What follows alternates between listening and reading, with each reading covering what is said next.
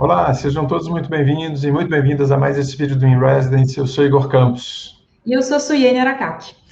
Método ou sorte? O que será que faz o nosso crescimento? O que será que faz a virada de chave na nossa vida profissional? E antes da gente começar, eu quero pedir uma coisa para você. Compartilha e olha, não esquece de já deixar o seu joinha para ajudar a gente a divulgar nosso conteúdo. Bom, então vamos falar um pouquinho, né, ou seja, do nosso entendimento de como é que a gente percebe essa questão do sucesso. Sempre quando a gente toca na palavra e aborda a questão do sucesso, deixar claro que o sucesso é um entendimento que para mim tem um significado e certamente para você tem outro significado. A questão é que, para que nós consigamos obter o sucesso, né, para que a gente consiga, né, alcançar os nossos objetivos, a gente precisa estabelecer alguns métodos, alguns planejamentos, alguns objetivos para poder conquistá-los. É fácil? Não, não é fácil, mas é possível. E muitas vezes a gente fica achando que a gente sentar no escritório até meia-noite, virar à noite, trabalhar o final de semana, que isso significa trabalho duro. Mas eu vou te contar que não é, esse trabalho duro não é o que faz essa virada de chave, não. O trabalho duro que vai fazer essa virada de chave é você adquirir novas habilidades. E dentro dessa perspectiva, sobretudo para você que está iniciando, quando a gente diz, né, que você não vai precisar virar à noite, etc., você, às vezes, em determinadas situações, você precisará dar um sprint, e isso faz parte do processo. Mas qual que é a ideia, né? Essa prática de trabalhar horas adentro, mais de 10 horas, 12, não se torne uma rotina. Essa que é a questão. Que em determinados momentos, e a gente fez isso durante, né, a construção do nosso escritório, a gente empenhou muita energia, a gente dedicou muita energia, mas a gente foi aplicando e orientando essa energia para que a gente conseguisse conquistar os objetivos estabelecidos e para que gradativamente a gente pudesse ir reduzindo. O que a gente está querendo compartilhar com vocês é esse gradativamente, acelerar esse gradativamente, para você não ficar justamente nesse processo incansável, né, e que esgota todo mundo de trabalhar exaustivamente, ininterruptamente, assim, durante horas a fio, final de semana, porque isso realmente é um trabalho burro, como bem colocou a Suiene.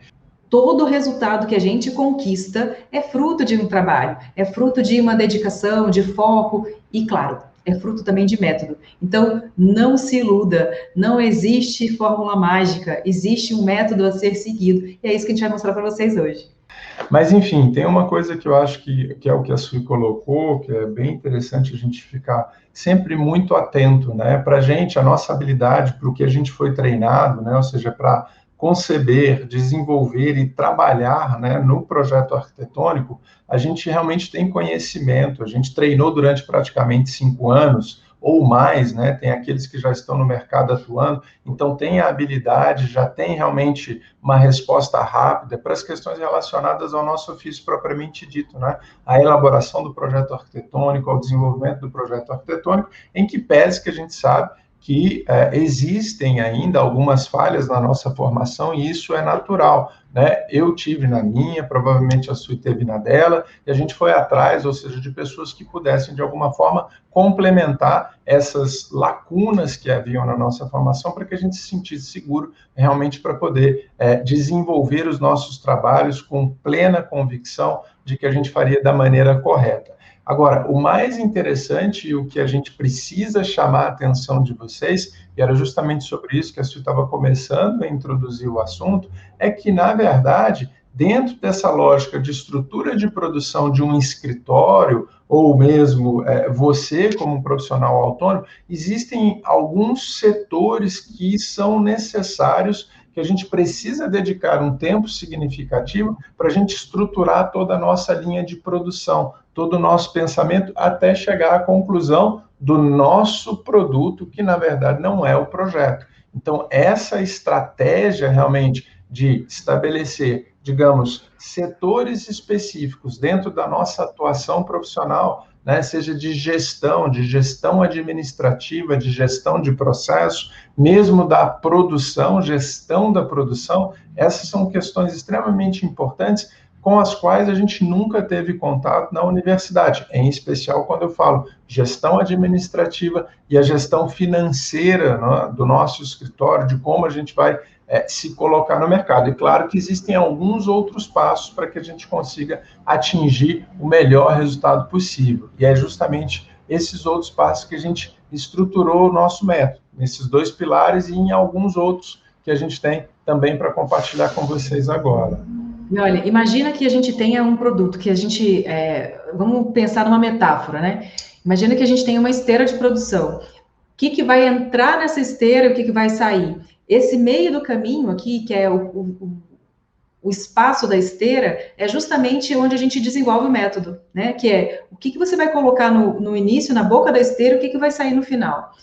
Isso está relacionado ao nosso ciclo de vida da nossa produção, né? Da nossa prestação de serviço. Então, a gente estruturou o nosso método basicamente em 5 abordagens principais, que correspondem a essa esteira de produção.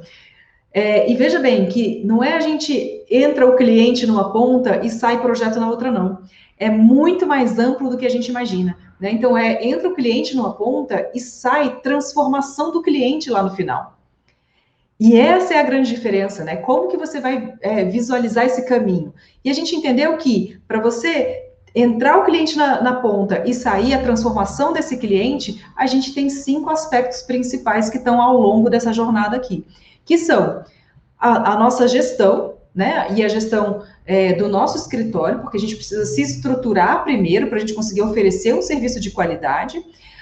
Depois a gestão do próprio projeto, ou seja, a produção desse projeto. Depois a gente passa por um momento que, finalizado o projeto, ou quase finalizando o projeto, a gente precisa começar a viabilizar esse projeto, para tirar do papel e tornar esse projeto realidade. E aí, a gente entra num quarto momento, uma quarta abordagem, que é justamente a gente fazer a fiscalização da execução desse projeto. Ou seja, é a gente acompanhar essa obra, porque sinto te informar que o cliente não tem interesse no projeto, né? Ele tem interesse no benefício que o projeto vai gerar para ele, que é a obra construída, né? E por último, então, para a gente conseguir fechar esse ciclo, porque, lembra, o cliente entra numa ponta, e o que tem que sair na outra, que é a transformação desse cliente, mas essa esteira, na verdade, ela não é linear, ela tem que ser circular, né? Então, para a gente poder fechar o círculo, e esse ciclo de produção de oferta de serviço, a gente precisa ter a quinta abordagem, que é justamente a venda, né? Então, é o marketing que a gente faz, que é a exposição do nosso projeto, que vai gerar novos negócios. Então, e essa visão, eu acho que é muito interessante, ela me encanta muito, é a gente entender o nosso escritório não como um ateliê de projeto, como era antigamente, mas eles são negócios, eles são empresas. E é esse aspecto que geralmente a gente não vê absolutamente nada na faculdade, e que a gente vem aprender apanhando na vida, né? Então, como é que a gente faz para a gente apanhar menos e obter mais resultados, ou obter resultados num tempo, né, mais curto? Aplicando um método. O que a gente vê hoje, né, nas mídias, né? Vários esqueminhas de como captar cliente, de como aumentar, enfim, o número de projetos no seu escritório, de como aumentar. Olha só, como é que você vai captar clientes? Você vai captar clientes passando por essa esteira que a Suiene comentou. Então, isso é inevitável. Então, não existe facilidade de você criar alternativas, enfim, de mídias, de captação, de campanhas, de Google Ads, etc., se você não tiver base sólida. Então, o que a gente está sugerindo para vocês e o que a gente acredita, para que você consiga, de fato, captar clientes e clientes que te interessam, você precisa trabalhar na base. E é justamente essa base que você precisa estruturar. Quando a gente fala de gestão administrativa, de gestão financeira, de gestão de produção, de gestão de organização para iniciar o nosso trabalho, de fiscalizar, de estar dentro, porque se você não fiscalizar, você não vai conseguir, ou seja, assegurar que o teu projeto será executado da maneira com que você idealizou, projetou, e se ele não for executado dessa forma, você não tem um produto para divulgar e fazer as suas campanhas de marketing. E aí a coisa toda vai por água abaixo. Então, é importante que, digamos, os 4 primeiros módulos, esses 4 elementos fundamentais, esses pilares que a gente tem na estrutura do nosso projeto 100%, sejam sólidos, sejam consistentes, para que você realmente construa uma base que vai levar, sim, um tempo um pouquinho maior, mas quando ela estiver construída, você estiver realmente fundamentado, né, com fundações bem estruturadas, e aí sim você vai ter material suficiente, material sólido, material consistente para fazer as suas campanhas de marketing, mas baseado numa produção, inclusive, que te orgulhe, porque a gente divulgar eventualmente para captar mais e mais, a gente está, como bem coloca a Suiene sempre, você está tendo 10 projetos de R$1.000, ao passo que você poderia ter eventualmente um projeto de R$10.000. Então, é como a gente vai se colocar no mercado,